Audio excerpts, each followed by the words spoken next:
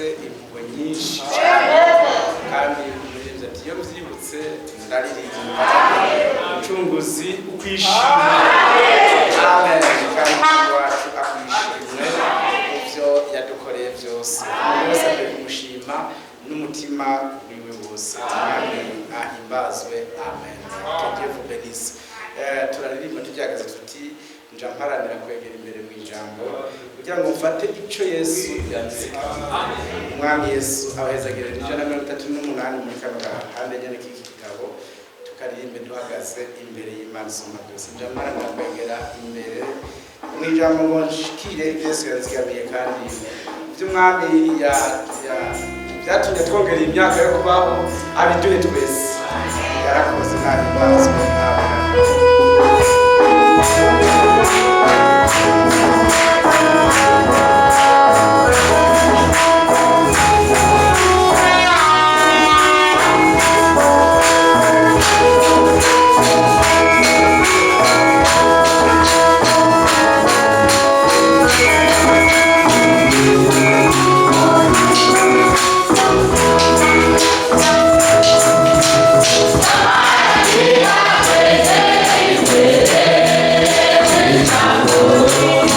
Yeah.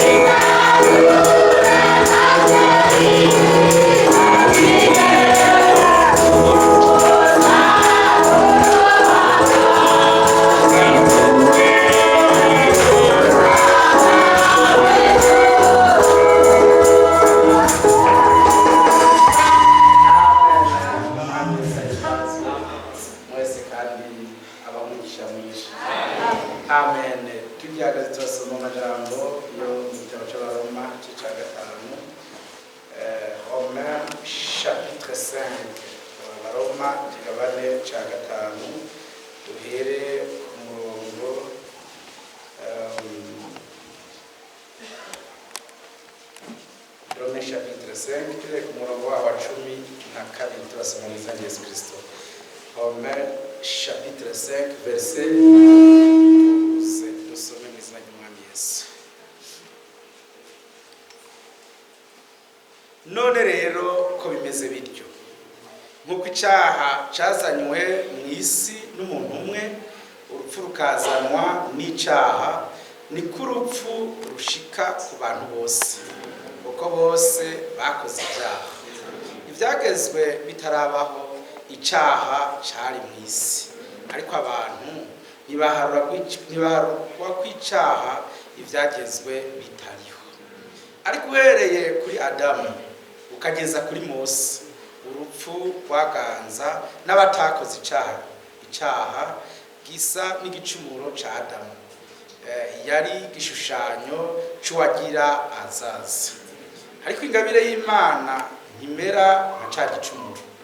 Ko igicumuro cy'umwe cyatumye abenshi bapfa, ubuntu bw'Imana n'ingabire y'ubuntu bw'umuntu umwe Yesu Kristo byarushirije gusaguka kuri benshi. Kandi iyo ngabire ntiyaje nk'icyazanywe n'igicumuro cy'umuntu umwe, kuko gucirwa urubanza kwavuye ku muntu umwe kugatera gutsindwa, ariko ya ngabire yavuye mu bicumuro byinshi izana gutsindanishirizwa. Igicumuro cy'umwe cyatumye urupfu rushigwa ku ngoma n'umwe, abakira ubuntu n'ingabire yo kugororoka bisesekaye bazorushiriza gushigwa ku ngoma mu bugingo n'umwe Yesu Kristo. None rero nk'uko gucirwa urubanza kwazanywe n'igicumuro kimwe ku bantu bose ngo batsindwe, niko ya ngabire yazanywe n'igikorwa kigororotse kimwe ku bantu bose ngo batsindanishirizwe baronke ubugingo. Amen. Kandi nk'uko kutumvira Imana k'umuntu umwe kwatumye benshi bacika abanyabyaha, niko kuyumvira kumwe uzotuma benshi bacika abagororotsi. Ariko ibyagezwe byaje navyo kugira ngo gucumura kugwire, yamara aho icyaha cyagwiriye niho ubuntu bw'Imana bwarushije kugwira, kugira ngo nk'uko icyaha cyashizwe ku ngoma n'urupfu, aba ariko n'ubuntu bw'Imana bushigwa ku ngoma n'ukugororoka, buheshe ubugingo budashira bwa Yesu Kristo umwami wacu. Amen. Que le Seigneur vous bénisse. Umwami Yesu ashobora byose, abahezagire kandi cyane mwese. Aya majambo dusomye n'amajambo meza cyane, n'ubutumwa bwiza. Umuntu wese muri assemblée yari kuba yavuze amen. Umuntu wese yari kuba yavuze amen, kuko n'amajambo sisa l'evangile. Ibi nivyo twizeye umwami ahimbazwe. Amajambo avuze ati ngo kubera nk'abashobora kuba batabitabuye, amajambo atubwiye ngo twahawe kw'icyaha tutaravuka, kuko Adamu dukomoka ko yacumuye. Ariko Dieu est tellement juste, Imana ni nziza cyane ku buryo tutaravuka nyene yaciye iza ikuraho icyaha par Jésus Christ. Imana ishimwe. Ubw'Adamu wa mbere twahawe kw'icyaha, twari bwabeho. Frère Branham yo prédication yise ngo la condamnation par représentation. Twahawe kw'icyaha tutaravuka, twebwe twese. Imana ishimwe. Twitwa Adamu, twitwa bavukanye icyaha, ariko noneho tutarabaho Kristo Yesu yaratanzwe ku musaraba kugira ngo ibyariho biturega tutarabaho bikugweho tutarabaho. Dieu est majesté. Imana iragororotse nihimbazwe. Ariko dusomye muri aya majambo meza ngo nuko kw'icyaha cyashize ku ngoma urupfu, n'ubuntu bw'Imana bwashize ku ngoma ubugingo. Imana ihimbazwe. Yarakoze, mwashaka ko mumenya ngo umwami abamwizeye bose yabahaye ubugingo budashira. Muri Nombre 21 mu guharura 21 handitse amajambo meza ngo maze abantu baridodomba bidodombera Imana yirungika inzoka z'ubumara zirabarya muri nombre 21 mu jogera ku murongo wa 6 zirabarya bose abenshi barapfa ariko Mose Imana igira ngo numanike inzoka uyimanike ku giti hejuru maze abantu bose baza kuyiraba barakira ubumara. Imana ishimwe. Inzoka yabariye birabaye kondane ibiraciwe kwiteka abaravye bizeye bose ubumara bwarabavamwo bakakira.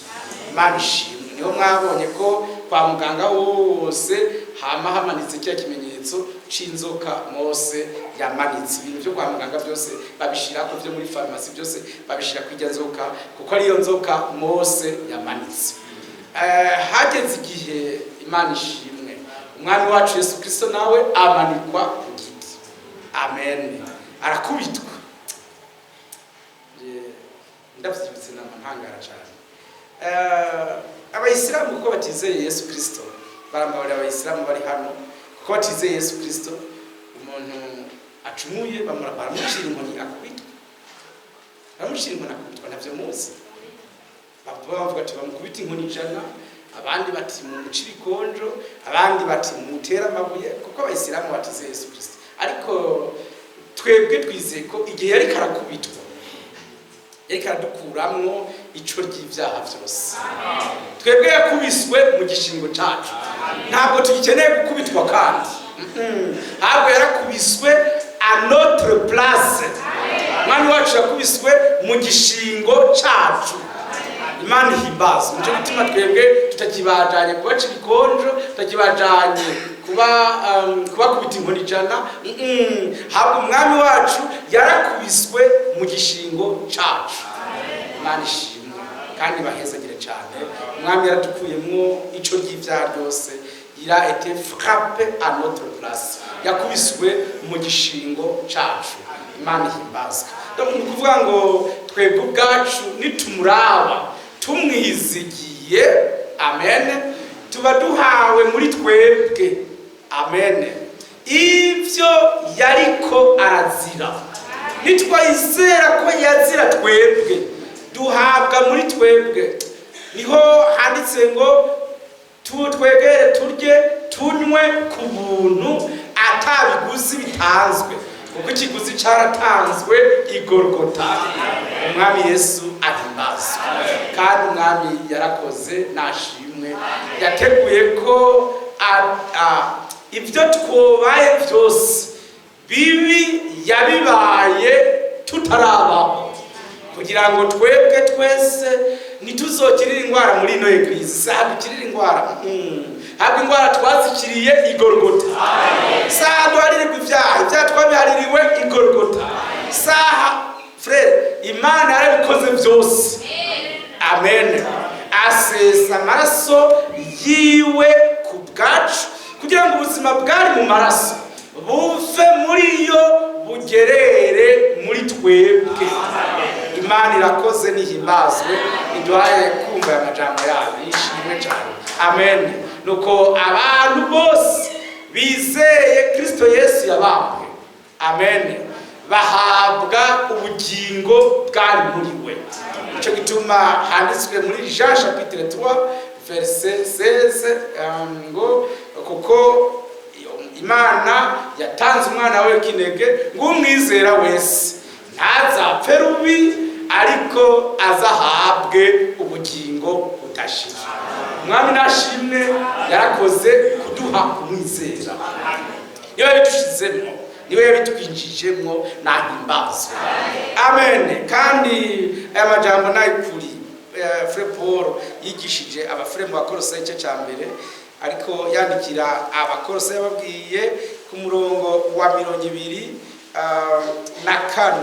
Colossiens chapitre 1 verset 24 haranditse ngo none nezererewe amagorwa yanje yo kubwanyu kandi byasigaye ku marushwa ya Kristo nanje ndabishitsa mu mubiri wanje kubw'umubiri wiwe niwo shengero. Amen. Iryo nacikiye umukozi mwahawe n'Imana ububwiriza bwo kugaburira mwebwe kugira ngo mwize ijambo ry'Imana rishyitse. Niryo banga ryari ryarahishijwe werekera hose n'ibihe byose, ariko noneho ryahishuriwe abera bayo.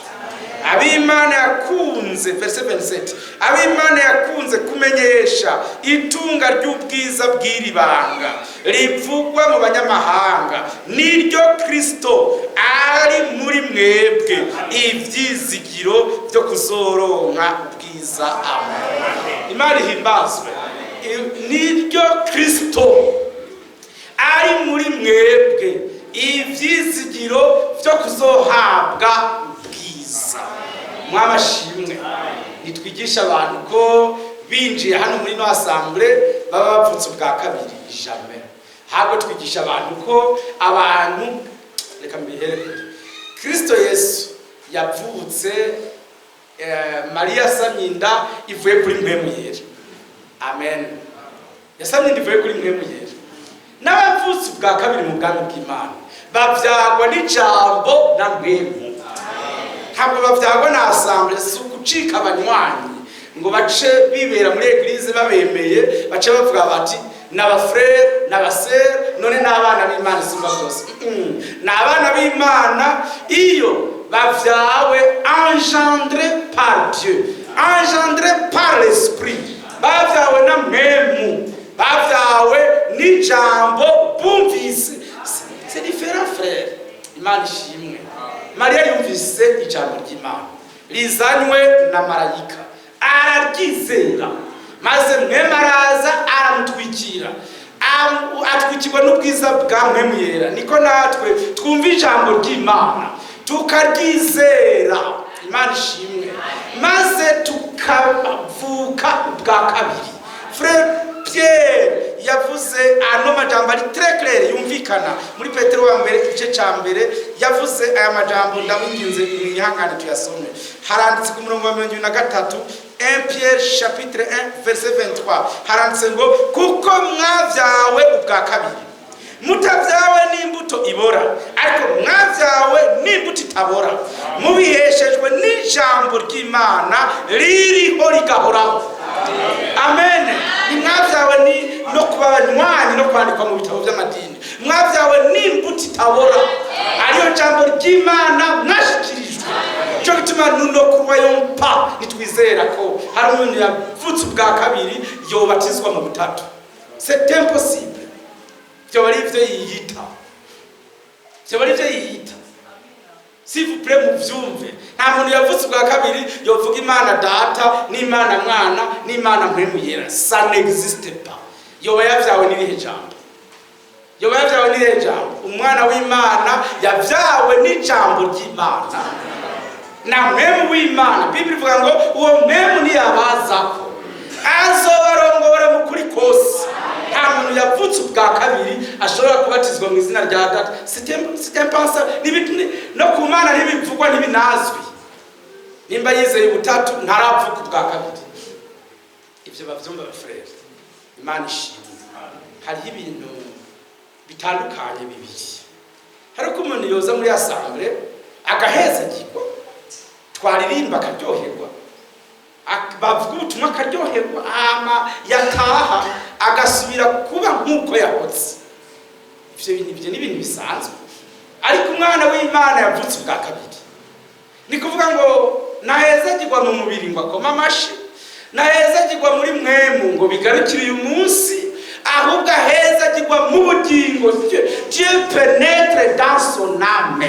Imana yinjira mu bugingo bwiwe ikaremayo umuntu mushasha. Imana ishimwe. Cyo gituma uyu mubiri ari bahasha. C'est un enveloppe y'umuntu wanje Imana yaremye muri jewe.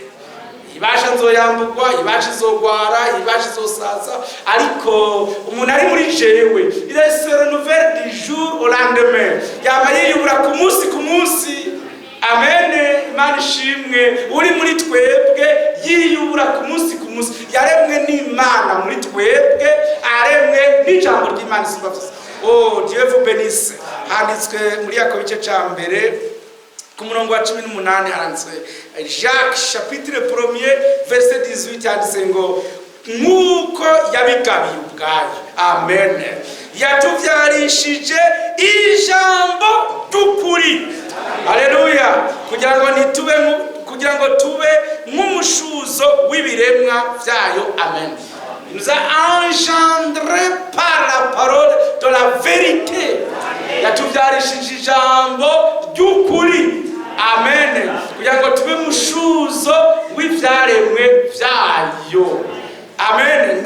N'abana b'Imana nibavyagwa no kuba banywanyi b'idini ngo ndahinduye ni mu kiyaha sanza ari habi, ni mu kiyarya naho sanza ari heza, ni mu cyane. No frère, c'est pas ça. Ngo rya dini ndarikunda, ce n'est pas ça. No. Hari ijambo ry'Imana. Imana yarungitse mw'isi. Irirungikana umuhanuzi w'igihe cacu.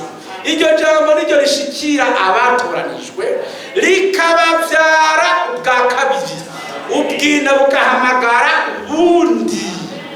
Amen. Nkaryari kijya yankuma mwumvise ryaberaguwe n'inkoko, ariko uwo muswi utigeze unyugwa no kuba mu miswi y'inkoko. Hageze igihe nyina yarahamagaye. Amen. Hageze igihe nyina arahamagara wa muswi w'inkukuma waritavye uraguruka uji wabo. Niko natwe hageze isaha y'Imana. Twari mu madini atari wacu. Twumva turi esat bitaduhagije. Imana ishimwe.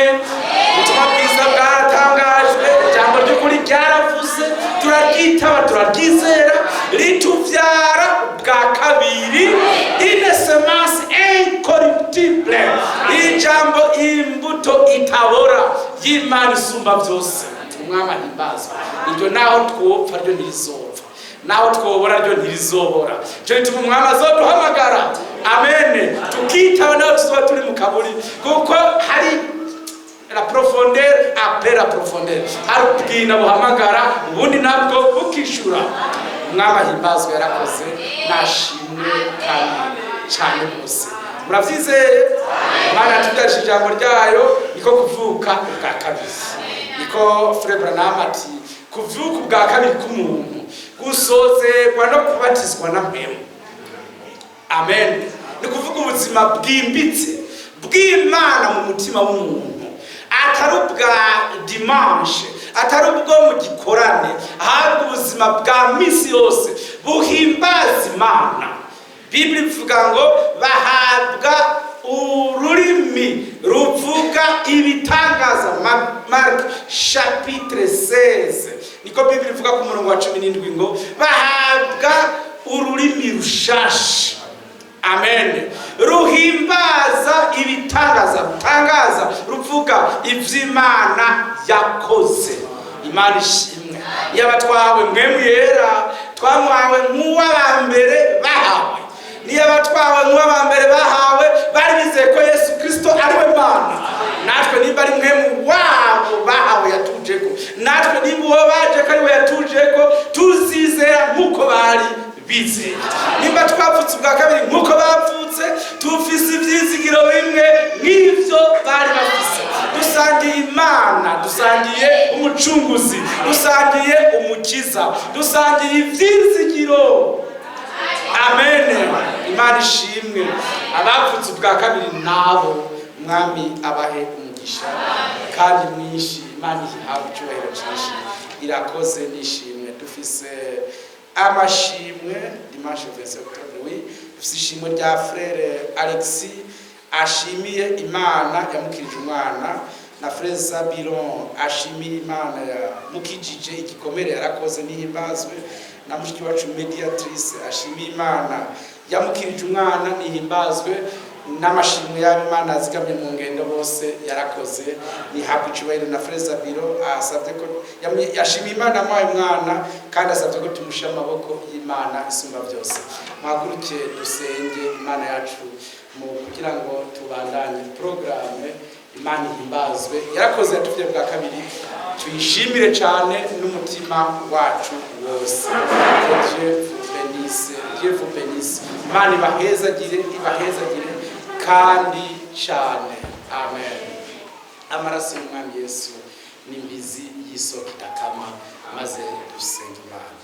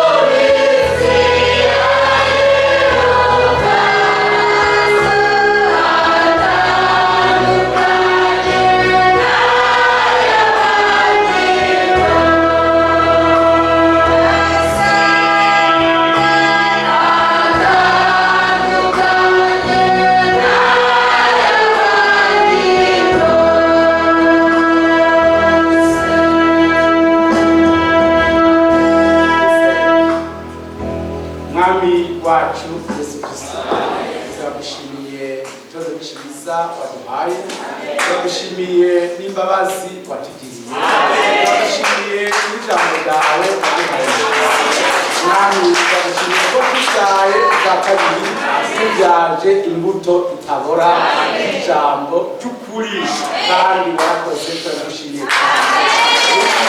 ubuzima waremye muri twebwe, ubuzima bwimbitse bw'Imana isumba byose, bituma Yesu Kristo aba imfura muri bene se benshi bavutse nk'uko yavutse nawe. Turagushimiye mwami ko watugendereye ukaduhindura ibyaremwe bishya muri Kristo Yesu.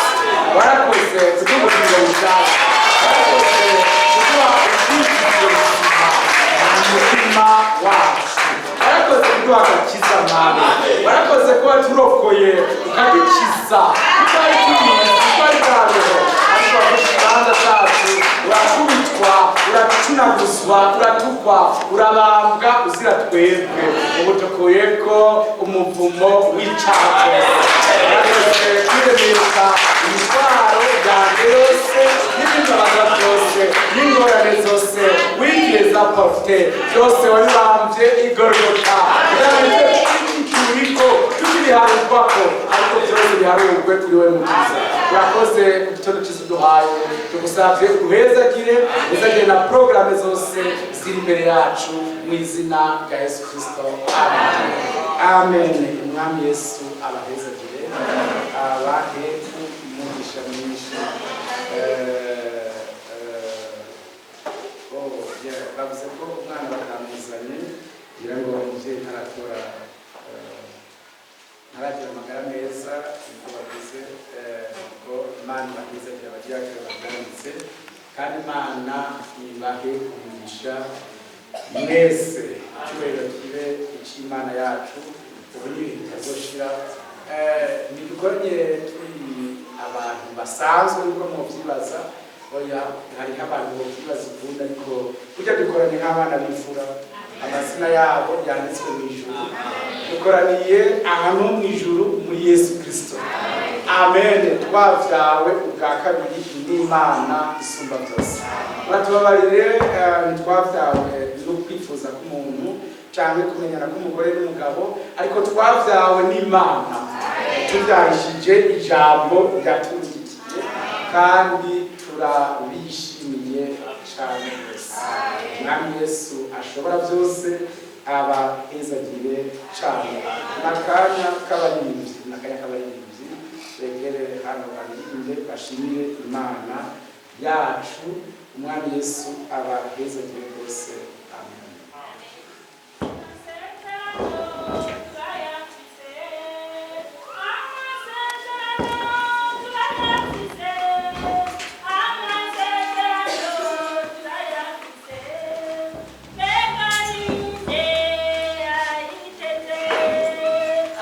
Amasezerano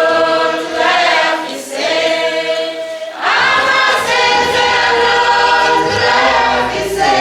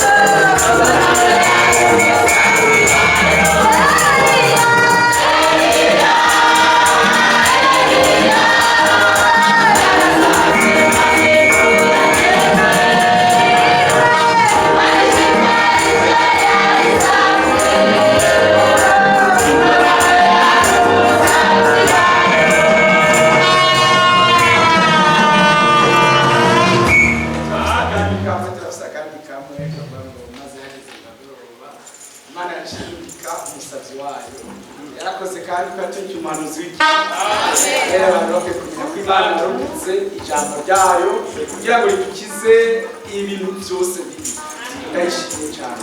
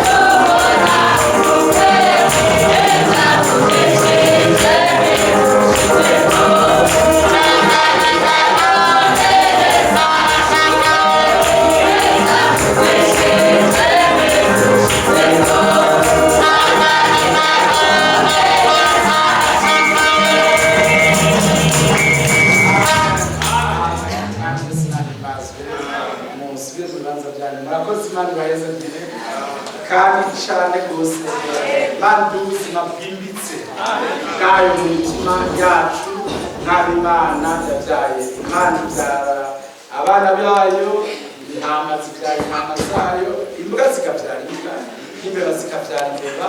Abana b'Imana bafise kamere ya se, cyo gituma tuvuga tuti data wa twese tw'umugisha. Inka nazo zikabira nka za nyina na za se, n'imbeba zikamera nka za nyina na za se. N'abanyamadini, nimba idini ryabo ari se, habo n'abanyamadini nyene nibavuge nk'abanyamadini. Abo twagiye gushinga intaca tubwira ngo jewe plein evangile na Yesu Kristo notora plein evangile. Hama rero tuca turavuga tuti weho plein evangile niso nukomeze, nuko idini rivyara abanyamadini, Imana nayo ikavyara abana babo, kandi bavyaza ijambo ry'ukuri na mpemu wayo. Mwami abiduhe twese kandi tugire ubuzima bw'Imana twebwe. Yesu abaheze cyane. Azamata z'abantu n'inkoko ahantu hamwe, hanyuma bakazitungira mu kigo kimwe. Umunsi umwe warakubushe zimoterwa n'amazi, hanyuma amazi zimoteye zose zaragurutse, warazoroye zitari misigaye zigira mu kidege ivuye ngo ibwo buzima Imana yaziremanye. Natwe Imana yaturemanye ubuzima bwo kuba mwijambo. Abundi buzima Imana yaturemanye nta handi twoshobora. Mwidini ntitukihashoboye tuzosubirayo. Baradutegeka, barafute amakarata y'abatisimu, barafute n'ibitabo byose batwanditsemo, bitugisubiyeyo. N'ibyaha byacu amaraso ya Yesu yarabifuse. Indwara zacu zose Umwami wacu yarazidukijije. Turindiriye kwadushitsa ko ibyadusezeraniye no kuzuka kw'abapfuye, no kuja mu ijuru, no bukwe bwa wa mwagazi, no kuganzanya nawe imyaka 1000, no kubana nawe ibihe bidashira muri Yerusalemu musha. Umwami Yesu abaheze cyane, abahumugisha menshi. Makiri ntajo abafure bantu kuramutsa, abafure Dubai bantu kuramutsa n'Umwami wacu Yesu Kristo. Abe mufitwa Fidel yahoze ngaha, yanyihanukije cyane mu nje kubivuga n'abandi benshi. Imana ibahezagire namwe, ibahumugisha mwinshi. Maranatha.